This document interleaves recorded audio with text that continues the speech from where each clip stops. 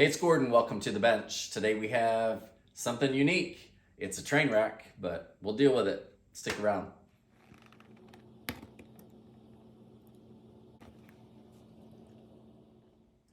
All right, so today we're going to deal with a Palmer Storkes. It's a plane that I'm not familiar with, and it's sitting here on the bench. It's very unique, and what I understand, one of the defining features is this front knob. It has an adjustable throat. I haven't really played with it, but our focus is going to be right here. And this is mahogany, and this clearly took a fall or hit a tree or was doing something high speed because the tote itself is in 1, 2, 3, 4 pieces, and we're missing some. So we are going to do our best to Humpty Dumpty this guy back together again and see what we're missing. And we've got a little bit of mahogany in stock, so we may have to just fabricate some pieces and put them in there. But should be different, should be fun, and let's get started. What can I say? You're looking at it the same way I am. The base is split in half completely. It's not punky. This is not a matter of, it blew up in somebody's hands. It was clearly an impact. And the unique nature of this tote is that it fits in a pocket in the front. So there's a kind of little, I'll call it a toe still. There's a feature on the front. Don't really have a name for that. And then there's one threaded rod that goes all the way through, and it's a straight bladed solid steel screw. So we're going to try and keep that, but the problem is it won't even come out. This thing is bent so bad that it's stuck in the upper part of the handle, which we're going to try and keep. So there's our 4 pieces. The split bottom, this is part of the horn, or what's left of a horn. And again, we'll try and figure out where that guy goes. Shouldn't be too difficult. How about we flip him over? There. Okay, so again, we're missing some chunks there, and then of course the entire top. But let's try and get this hardware straightened out and get it out of here, and then we'll deal with our glue up from there.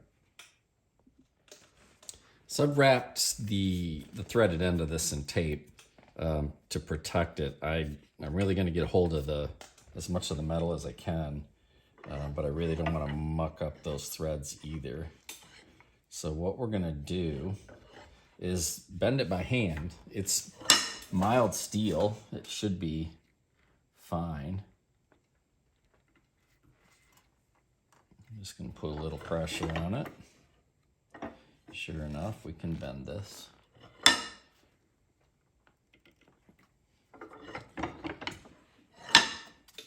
That's not enough to get it out of the handle, but it's a start.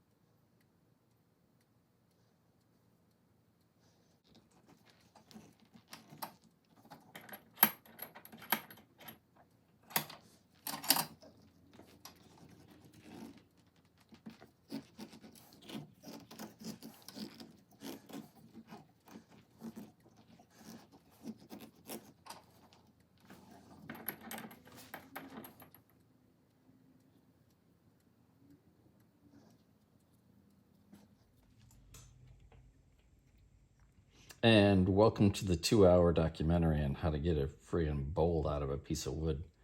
You guys are about to find out where my patience runs out. I'm thinking, huh.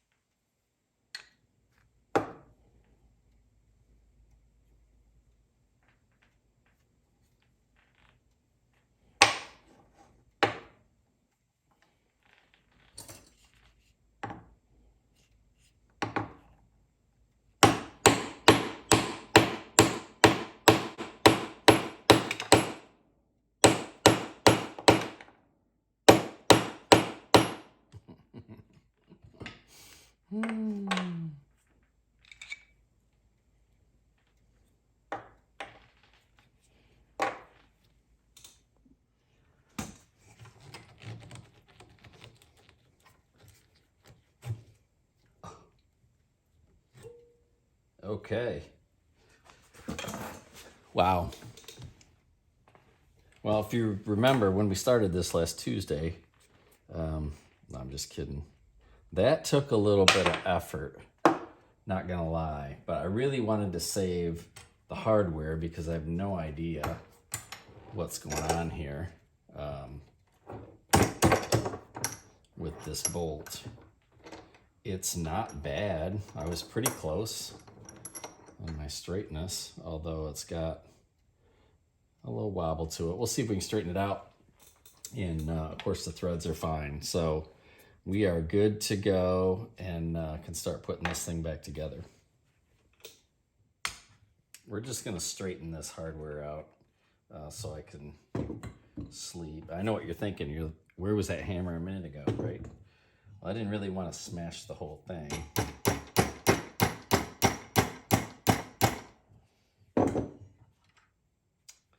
I just want to straighten this out. I went ahead and filed in the middle. This was swollen because of rust. It was kind of a rust accumulation on it. So we will polish and clean this guy up.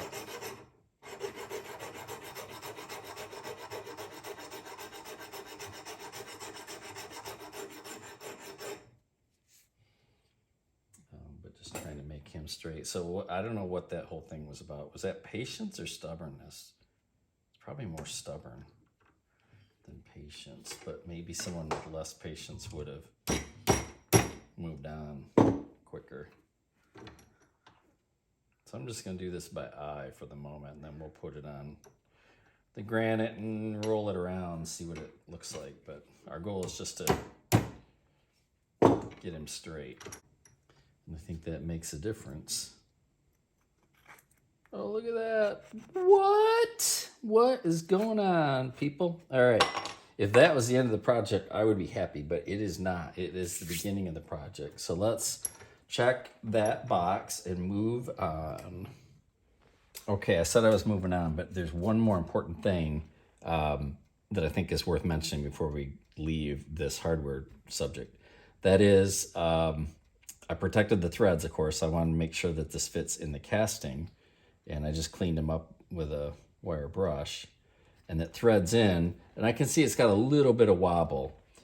So it's not perfectly straight, but at the very tip where the threads are, that's where my bend is. So I might be inclined to line it up like this and push on this and try and straighten out those threads. Clearly I can't grab them with a, with vice grips or a vise, but no is the definitive step here. Do not put your hardware into a casting and then use the casting as a means to hold something straight. What I would risk by doing that, of course, is I could potentially snap this boss in half or, further damage the casting, and there's nothing we can do to fix that. So I'm going to leave this as is, and we're going to try and work with it. But I just see at the very tip right here where the threads are, there's a little bit of a hook. And when we thread this in, I see the head of the bolt doing a little whoop, little tornado right there. It's got a little wobble. So I'm going to call that good. I like where we are. I'm just not going to mess with that, and we'll talk to the owner. But there's the important fact that you would never thread mild steel into a casting and use the casting as a lever or some means to hold your threads. Bad idea. So we're at that glue up point, at least one of many for this project. And I'll tell you, my gut feeling for this is going to be to do the best we can to restore the geometry and get our dimensional, information together. The base itself is really important to get that together if we're going to mimic this or make a new one. And then from there, once this is cured, we're going to see what kind of material is missing here in this center. But again, looking at the break, there's a lot of missing, and the surface is pretty jacked up, and that's not where I was pounding on it. But always my goal is to be undetectable, or at least at a glance make it as close to the original as possible. I'm feeling less confident about this one probably than I have on almost any other project I've done.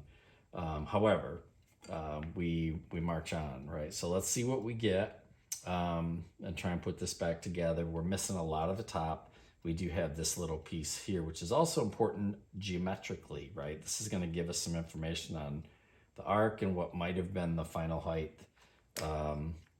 But there we go. So let's go ahead and do the first glue up. I'm going to use T88. It's a 1-to-1 ratio. In a cup, mix it, and I'm not going to tint. We're just going to go clear, get this base done, and then we'll move on to the next one.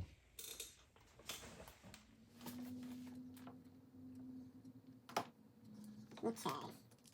Two. And call it good.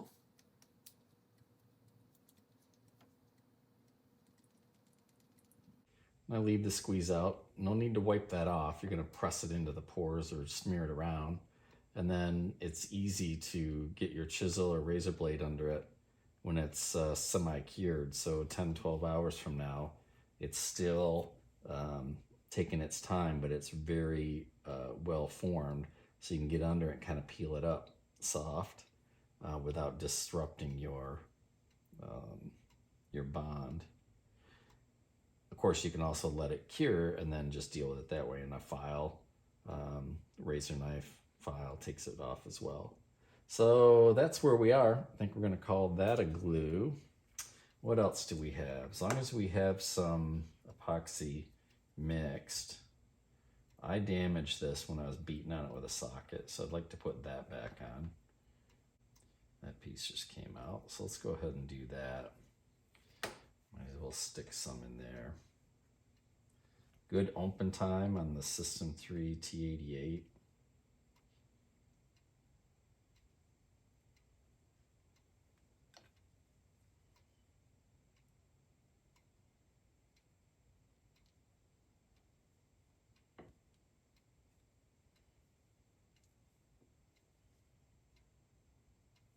Meh, I'm not going to put him back in. We'll tape that one down. And then over here, we had this piece. Yeah, that's a great fit too. Let's go ahead and put that one in. So we had 5 major pieces, and I chose to do 2 glue ups last night. And what that did, it gave us the base, which again, there's fracture along here, so we're missing some material. Dimensionally, it's tight because I clamped it, so the geometry's right. I can kind of get up in frame here. Geometry's correct when you look at it from the top. That's as tight as it's going to be. The heel looks okay. I haven't done anything there. We're missing a chunk right here. I don't have that one. So we'll leave him for now. And if you were curious of how that mounts, the toe fits under the cast iron shoe, I guess, if you will, and then fits onto a boss, and that's the threaded hole where the rod goes through. So that guy fits. He's flat, level, and snug. Everything looks good. So I guess that's a minor win. And then our next step was what's left of the top. I think what we might do once I kind of trace in and get an idea what the arc is and what the horn looks like, we may elect to just take this completely off. But in the meantime, the next step, of course, would be to put these two together. And again, if you look up in the finger area where the crack is tight, right? We got a nice, I don't know if you can see that, nice tight fit. And then if I go to the back, I'm going to get the same thing. We got a pretty tight joint there too. So I know, again, dimensionally, we're going to be okay, to glue this and clamp it.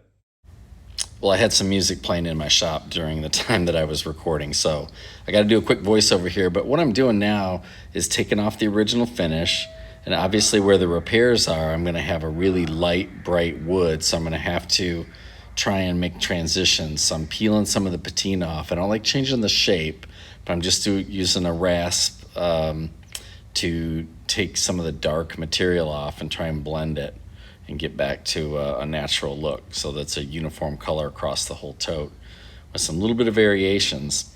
We're also missing a big chunk in the side still.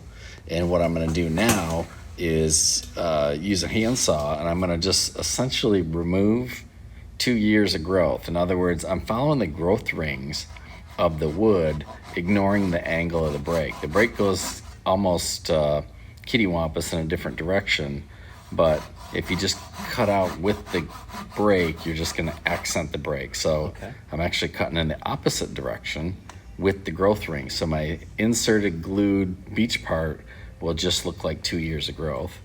And then, of course, I'm using small carving tools to kind of follow along, and it's dovetailed just a little bit to hold my replacement piece, which I'll pound in and epoxy it with clear. Get a little dovetail slide in here.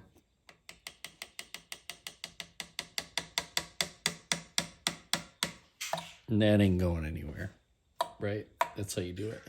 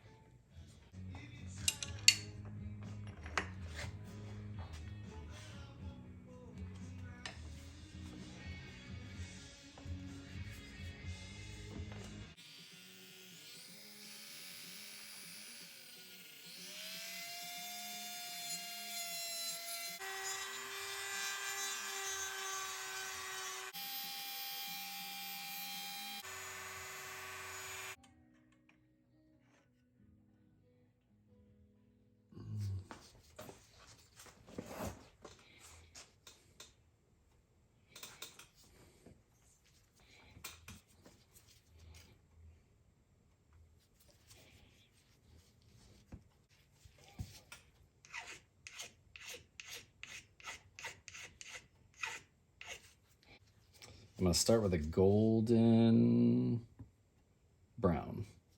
This is a Transtint 6002 golden brown. You can dilute it, or we can go right to it. And for what I'm doing to start with, I'm going to go right to it. Uncut, Transtint.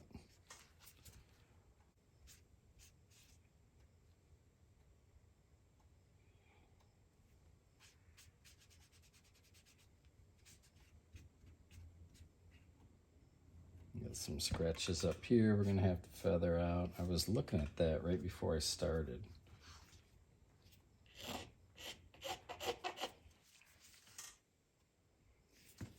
It's going this way. Wrapping up our Palmer Storkes, one of the things that, I'm not going to say it's fun, it's almost unnerving, but you've got a complete tote that's now been restored, and the original body has some mars and little marks on it. There's some little dents here. And then you have new material, and that new material needs to have some similar marks. So what I do is distress it. I know, right? We spent all this time making it something that it wasn't, and now we're gonna bring it down a notch. So I use a number of things. One, just a little pick that's actually used for several things, but I like the little bend in it. I use my burnishing tool just to, put a dent in every now and then, little random spots. Just kind of don't overdo it, but we need to have some little marks. So the end of the burnishing tool sometimes makes a cool little dent, little mark. And we just put the tiny little age appropriate things in. Some places where I've filed excessively, it just looks really smooth and that texture starts to stand out. If there's a repair, this was one of the nastiest breaks right here. I don't love that, but I know it's there, so I tend to look there. If you distress around it, you can sometimes take the eye away or make it look a little more like it was supposed to be there. So burnishing tool, I use a flat bladed screwdriver that's been shaped. So it's got some rounded features on it. And I don't whack them with this, but you can just push and just put a little mark in it. And, if you think about tools that are used, I don't know that jewelry was a thing back then, but I sometimes think that rings and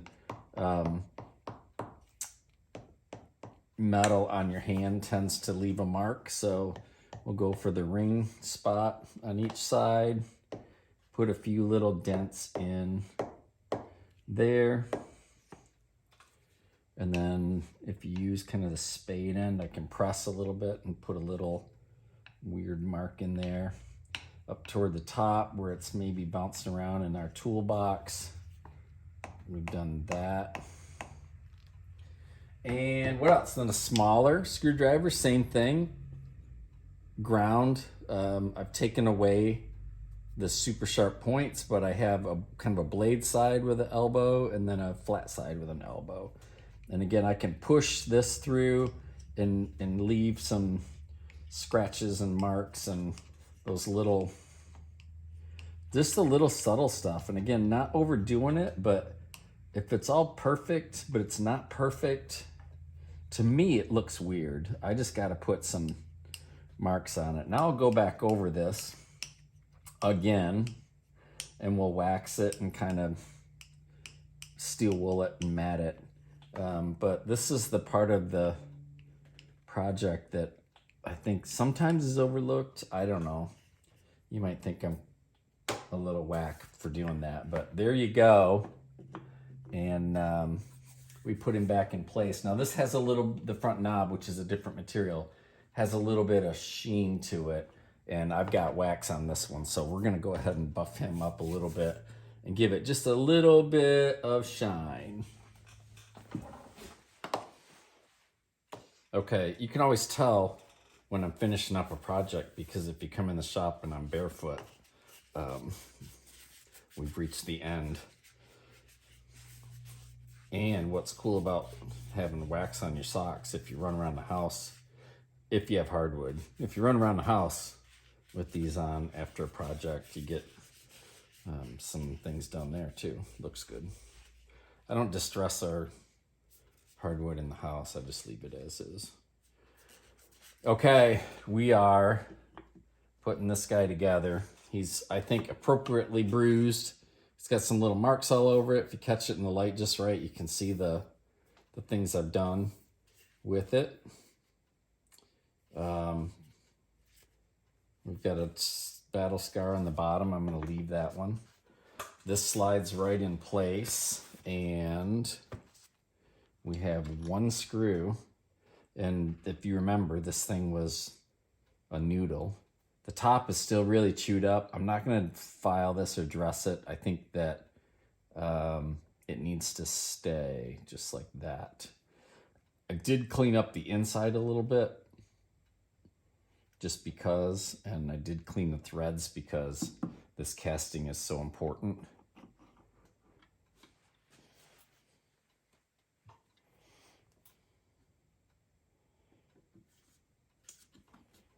Okay, so snug back in the way it should be.